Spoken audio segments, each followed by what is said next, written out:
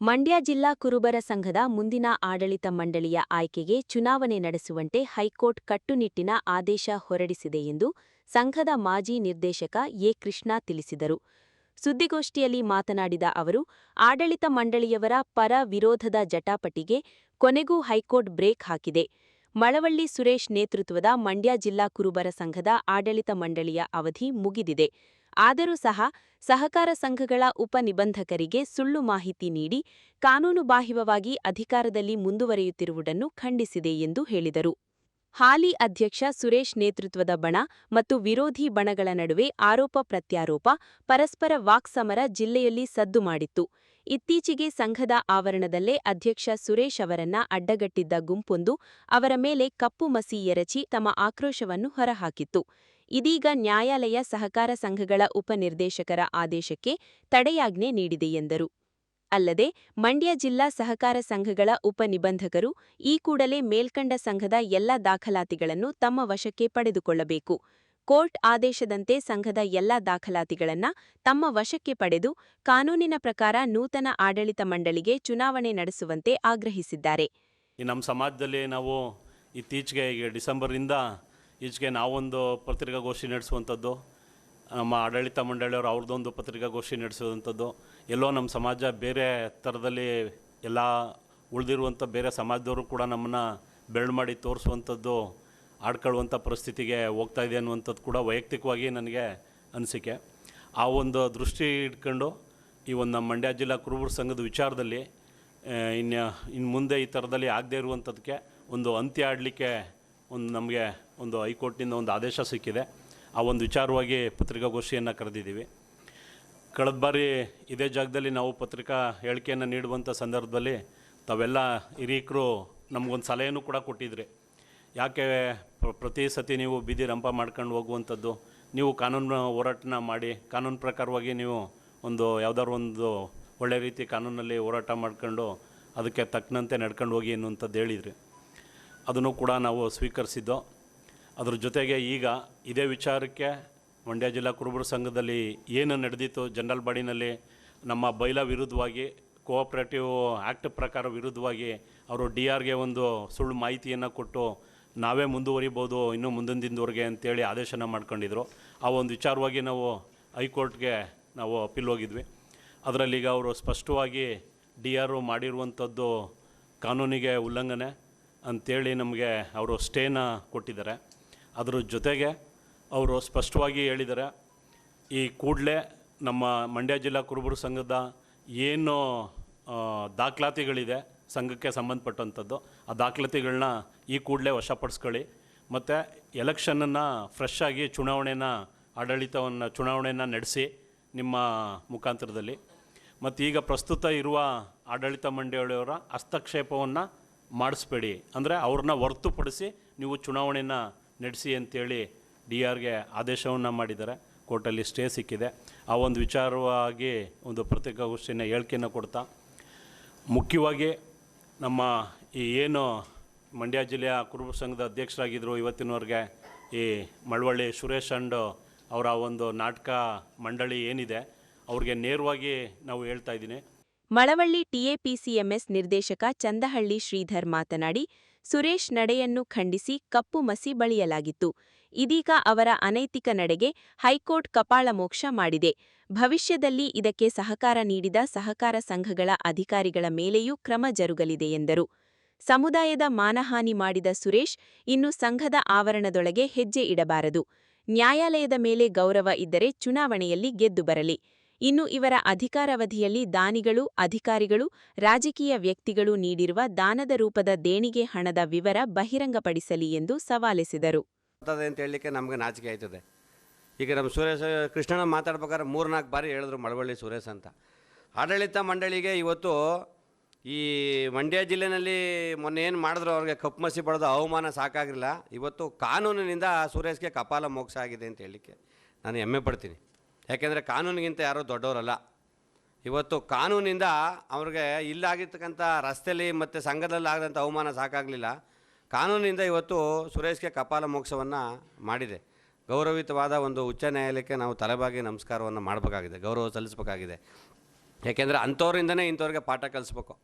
ಇವತ್ತೇನು ನಾನು ಸರ್ವಾಧಿಕಾರಿ ಇಲ್ಲಿ ಎಲ್ಲರ ಜೊತೆಲೂ 1 ವರ್ಷ ಕೊಡಿ, 6 ತಿಂಗಳು ಕೊಡಿ ಅವಕಾಶನ, ನಾನು ಸಂಘಕ್ಕೆ ಹಂಗೆ ಮಾಡ್ತೀನಿ ಹಿಂಗೆ ಮಾಡ್ತೀನಿ ಅಂತ ಸುಳ್ಳು ಹೇಳಿ ಬೊಬ್ಬೆ ಹೊಡೆದು 2 ವರ್ಷ ಕಂಟಿನ್ಯೂ ಆಗಲಿಕ್ಕೆ ಅವರು ರೆಜುಲೇಷನ್ ಮಾಡಿ ಪಾಸ್ ಮಾಡ್ಕೊಂಡವ್ರು. ಇದಕ್ಕೆ ಸಂಬಂಧಪಟ್ಟಂಥ AR ಅವರು ಕೂಡ ಇವ್ರ ಮಾತಿಗೆ ಮನ್ನಣೆ ಕೊಟ್ಟು ಸರ್ಕಾರದ ಒಂದು ಸುತ್ತೋಲೆಗಳನ್ನು ಗಾಳಿಗೆ ತೂರಿ ಇವ್ರ ಪರವಾಗಿ ಕೆಲಸ ಮಾಡಿದ್ರು. ಅವರು ಕೂಡ ಮುಂದಿನ ದಿನದಲ್ಲಿ ತಕ್ಕ ಸಾಕ್ಷಿ ಕಾನೂನು ನಡಿನಲ್ಲಿ ಆಗುತ್ತೆ ಅಂತ ಹೇಳಲಿಕ್ಕೆ ಬಯಸ್ತೀವಿ.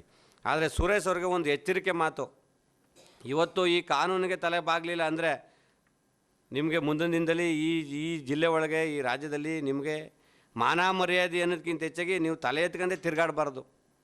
ಇವತ್ತು ನಿಮ್ಮ ಒಂದು ಏನು ನೀವು ನಿಮ್ಮ ಒಂದು ಚೌಕಟ್ಟಿನಲ್ಲಿ ಮಾಡ್ಕೊಂಡಿದ್ರೆ, ನಿಮ್ಮ ಒಂದು ಪಟಲಂಗಳೆಲ್ಲ ಸೇರಿ ಏನೇನು ನಿಮ್ಗೆ ಏನೇನು ಬೇಕು ರೂಪುರೇಷೆಗಳನ್ನ ಸಿದ್ಧಪಡಿಸ್ಕೊಂಡಿದ್ರೆ ಅದಕ್ಕೆ ತಕ್ಕ ಶಿಕ್ಷೆ ಇವತ್ತು ನ್ಯಾಯಾಲಯದ ಮುಖಾಂತರ ಆಗಿದೆ.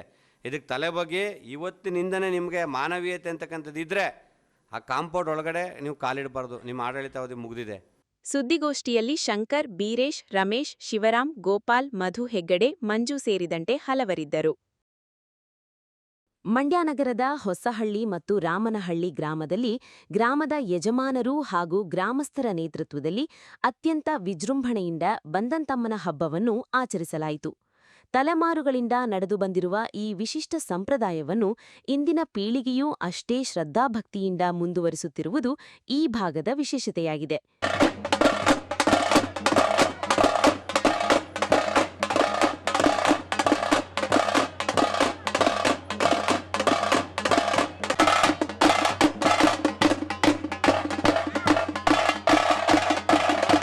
ಈ ಸಂದರ್ಭದಲ್ಲಿ ಹಬ್ಬದ ಹಿನ್ನೆಲೆಯ ಕುರಿತು ಮಾತನಾಡಿದ ಗ್ರಾಮದ ಮುಖಂಡ ಹಾಗೂ PLD ಬ್ಯಾಂಕ್ ಮಾಜಿ ಅಧ್ಯಕ್ಷ HC ಶಿವಲಿಂಗೇಗೌಡ ಅವರು, ನಮ್ಮ ತಾತ ಮುತ್ತಾತಂದಿರ ಕಾಲದಿಂದಲೂ ಈ ಬಂದಂತಮ್ಮನ ಹಬ್ಬವನ್ನು ನಾವು ಸಂಪ್ರದಾಯಬದ್ಧವಾಗಿ ಆಚರಿಸಿಕೊಂಡು ಬರುತ್ತಿದ್ದೇವೆ. ವಿಶೇಷವಾಗಿ ಮಕ್ಕಳಿಗೆ ಬರುವ ಸಿಡುಬು ಮತ್ತು ಇತರೆ ಸಾಂಕ್ರಾಮಿಕ ಕಾಯಿಲೆಗಳು ದೇವಿಯ ಕೃಪೆಯಿಂದ ಗುಣವಾಗಲಿ ಹಾಗೂ ಇಡೀ ಗ್ರಾಮಕ್ಕೆ ಒಳಿತಾಗಲಿ ಎಂಬುದು ನಮ್ಮ ನಂಬಿಕೆಯಾಗಿದೆ ಎಂದು ತಿಳಿಸಿದರು. ಅಲ್ಲದೆ ಕೃಷಿ ಚಟುವಟಿಕೆಗಳು ಸುಗಮವಾಗಿ ಸಾಗಲು ಈ ಬಾರಿ ಉತ್ತಮ ಮಳೆಯಾಗಲಿ ಎಂದು ನಾವೆಲ್ಲರೂ ಒಗ್ಗೂಡಿ ದೇವೆಯಲ್ಲಿ ಪ್ರಾರ್ಥಿಸಿದ್ದೇವೆ ಎಂದು ಅವರು ಹೇಳಿದರು. ಹೊಸಹಳ್ಳಿ ಗ್ರಾಮದಲ್ಲಿ ಯಜಮಾನುಗಳ ನೇತೃತ್ವದಲ್ಲಿ ಬಂದಂತಮ್ಮನ ಹಬ್ಬನ ಇವತ್ತು ವಿಜೃಂಭಣೆಯಿಂದ ಆಚರಿಸ್ತಾ ಇದ್ದೆ. ಈ ಹಬ್ಬ ಹಿಂದಿನ ಕಾಲದಿಂದಲೂ ನಮ್ಮ ತಂದೆ ಕಾಲದಿಂದ ಇದು ಮಾಡ್ಕೊಂಡ್ಬರ್ತಾ ಇದ್ದಾರೆ. ಹಾಗೆ ನಮ್ಮ ಊರ ಯಜಮಾನರುಗಳು ಇದೇ ರೀತಿ ನಡೆಸ್ಕೊಳ್ತಾ ಇದ್ದಾರೆ. ಈ ಹಬ್ಬದ ವಿಶೇಷ ಏನಂದರೆ ಮಕ್ಕಳಿಗೆ ಸಿಡುಬು ಯಾವುದೋ ಒಂಥರ ಇದೆಲ್ಲ ಬರ್ತಿದ್ದಾಗ ಅಮ್ಮನ ಹಬ್ಬ ಮಾಡಿದ್ರೆ ತಂಪಿರದೆ ಮಕ್ಕಳಿಗೆಲ್ಲ ಒಳ್ಳೆಯದಾಗ್ತದೆ. ಮತ್ತು ಮಳೆ ಆಗಲಿ ಅಂದ್ಬಿಟ್ಟು ಆ ದೇವರಲ್ಲಿ ಪ್ರಾರ್ಥನೆ ಮಾಡುತ್ತಾ ಈ ಹಬ್ಬನ ನಮ್ಮ ಹೊಸಹಳ್ಳಿ ಗ್ರಾಮಸ್ಥರು ಹಾಗೂ ಎಲ್ಲ ನಮ್ಮ ಸಾರ್ವಜನಿಕರು ಎಲ್ಲ ಸೇರಿ ಒಗ್ಗೂಡಿ ಈ ಹಬ್ಬನ ವಿಜೃಂಭಣೆ ಆಚರಿಸ್ತಾ ಇದ್ದೀವಿ. ಎಲ್ರಿಗೂ ಅಮ್ಮ ಒಳ್ಳೇದು ಮಾಡಲಿ ಅಂತೇಳಿ ಈ ಸಂದರ್ಭದಲ್ಲಿ ಹೇಳಿಕೆ ಬಯಸ್ತಾ. ಹೊಸಹಳ್ಳಿ ಎಲ್ಲೆಬೂಟಿನಿಂದ ಅಮ್ಮನ ವಿಗ್ರಹವನ್ನು ಗ್ರಾಮದ ಪ್ರಮುಖ ಬೀದಿಗಳಲ್ಲಿ ಮೆರವಣಿಗೆಯ ಮೂಲಕ ಕರೆತಂದು ಶಾಸ್ತ್ರೋಕ್ತವಾಗಿ ಪೂಜೆ ಸಲ್ಲಿಸಲಾಯಿತು.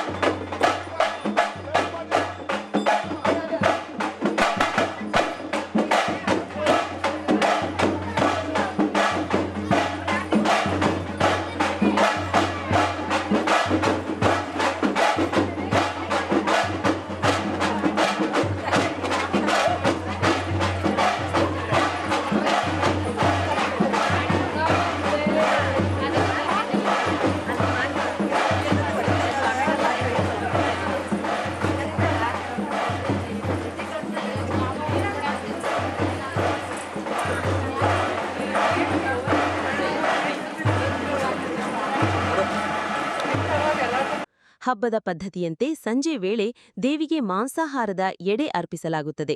ಕಾರ್ಯಕ್ರಮದ ಅಂಗವಾಗಿ ಸುಮಾರು 1,000ಕ್ಕೂ ಹೆಚ್ಚು ಭಕ್ತಾದಿಗಳಿಗೆ ಅನ್ನದಾನದ ವ್ಯವಸ್ಥೆ ಮಾಡಲಾಗುತ್ತದೆ ಎಂದರು. ನಮ್ಮ ನಮ್ಮ ಎಲ್ಲೆ ಬಿಟ್ಟು ಹೊಸಳ್ಳಿ ಎಲ್ಲೆ ಬಿಟ್ಟು ಬೇರೆ ಎಲ್ಲೆಗೆ ತಗೊಂಡೋಗಿ ಪೂಜೆ ಮಾಡಿ ಪುಷ್ಕರ ಮಾಡಿ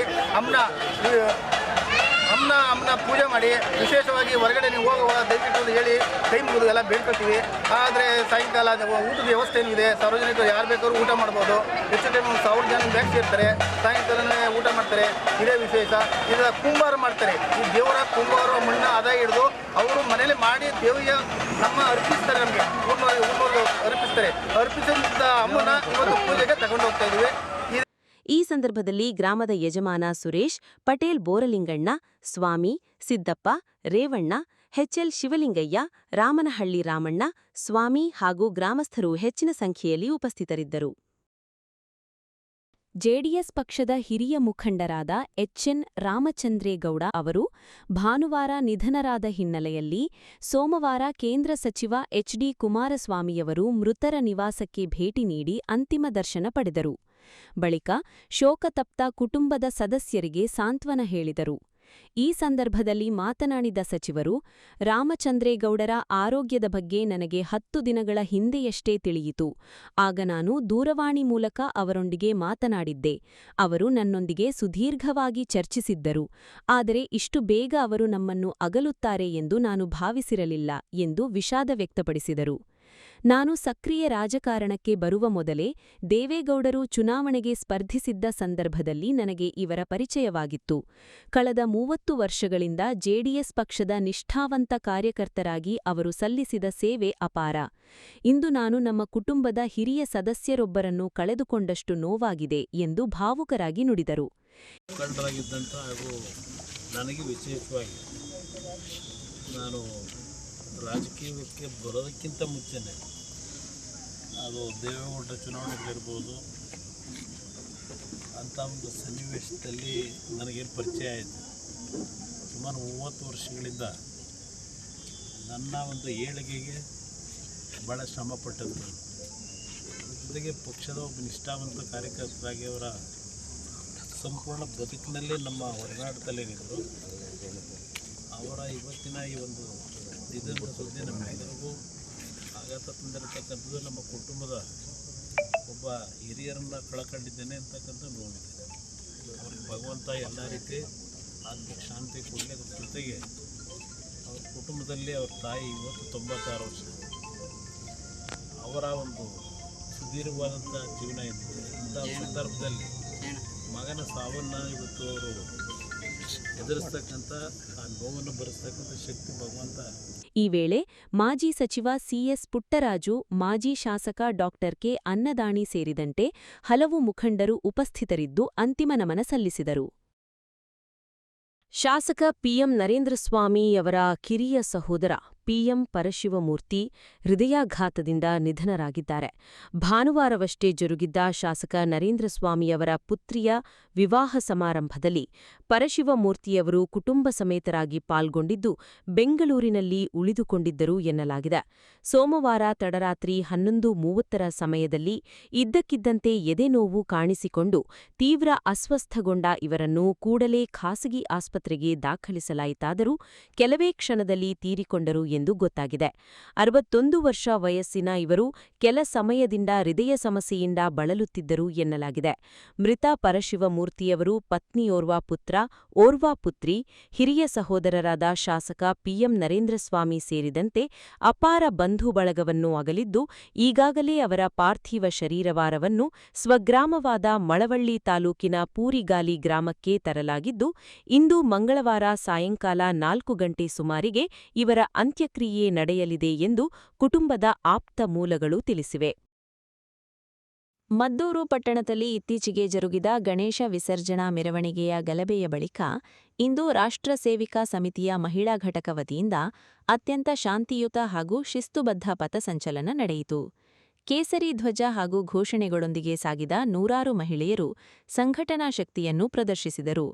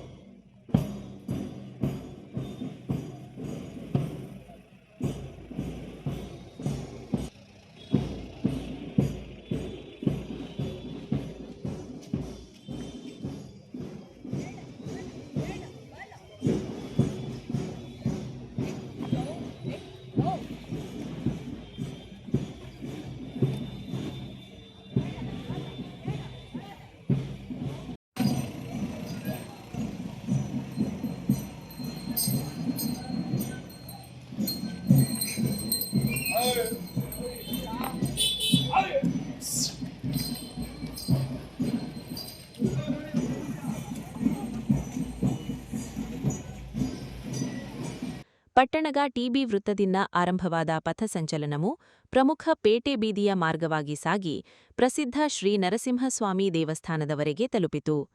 ರಾಷ್ಟ್ರ ಸೇವಿಕಾ ಸಮಿತಿಯ ಮದ್ದೂರು ಮಹಿಳಾ ಘಟಕದ ವರ್ಗಾಧಿಕಾರಿ ರೂಪಾ ಅವರ ನೇತೃತ್ವದಲ್ಲಿ ನಡೆದ ಈ ಕಾರ್ಯಕ್ರಮದಲ್ಲಿ ಸುಮಾರು 200ಕ್ಕೂ ಹೆಚ್ಚು ಸೇವಿಕೆಯರು ಪೂರ್ಣ ಗಣವೇಷಧಾರಿಗಳಾಗಿ ಪಾಲ್ಗೊಂಡಿದ್ದರು.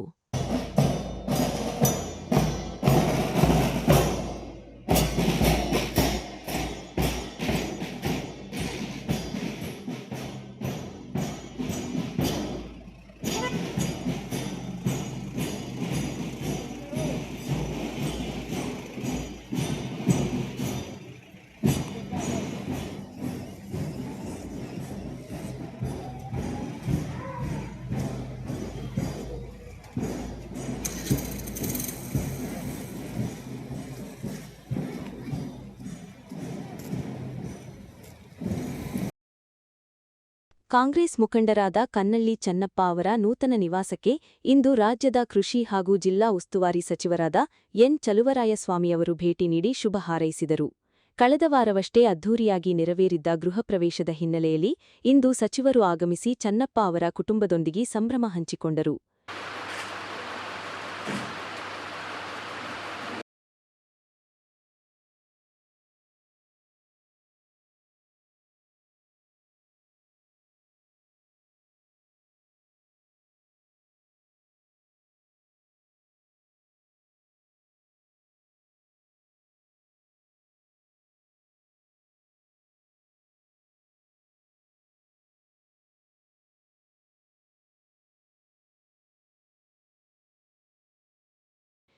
ಭೇಟಿಯ ವೇಳೆ ಚನ್ನಪ್ಪ ಅವರ ಕುಟುಂಬದ ಯೋಗಕ್ಷೇಮ ವಿಚಾರಿಸಿದ ಸಚಿವರು ಹೊಸ ಮನೆಯಲ್ಲಿ ಸುಖಶಾಂತಿ ನೆಲೆಸಲಿ ಎಂದು ಹಾರೈಸಿದರು. ಇದೇ ವೇಳೆ ಕೆಲಕಾಲ ಸ್ಥಳೀಯ ಮುಖಂಡರೊಂದಿಗೆ ಮಾತುಕತೆ ನಡೆಸಿದರು.